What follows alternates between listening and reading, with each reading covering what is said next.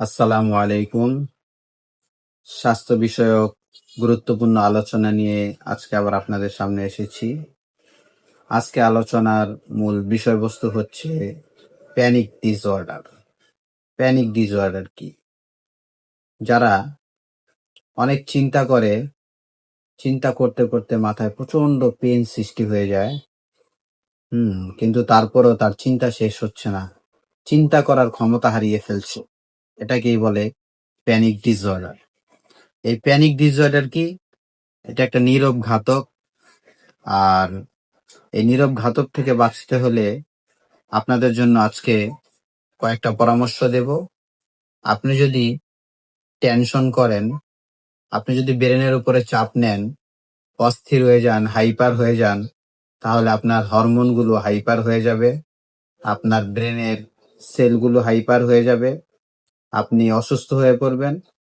আর এই হাইপার হওয়ার কারণে এমন পরিস্থিতিও ঘটতে পারে যে আপনার উচ্চ রক্তচাপ বেড়ে বা হার্টে অতিরিক্ত স্পন্দন বেড়ে হার্ট ব্লক হয়ে যেতে পারে, স্ট্রোক হতে পারে, ব্রেন স্ট্রোক হতে পারে। হ্যাঁ, আর অতিরিক্ত টেনশন যদি আপনি প্রতিনিয়ত করতে পারেন, তাহলে আপনার ডায়াবেটিস হওয়ার আশঙ্কা অনেক গুণে বেড়ে যায়। আর আরেকটা বিশেষ বিষয়, অতিরিক্ত টেনশনের মাধ্যমে মানুষের শরীরে নানান ধরনের রোগের সৃষ্টি হয়। আর আপনাদের যাদের থাইরয়েডের সমস্যা আছে, তারা তো অবশ্যই টেনশন করবেন না, হাইপার হবেন না।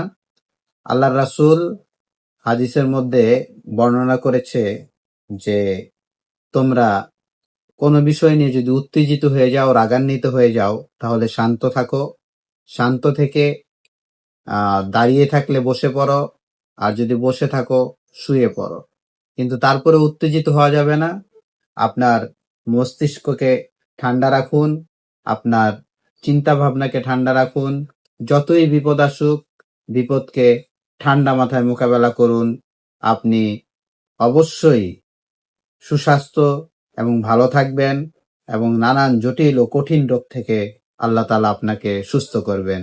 আসসালামু আলাইকুম।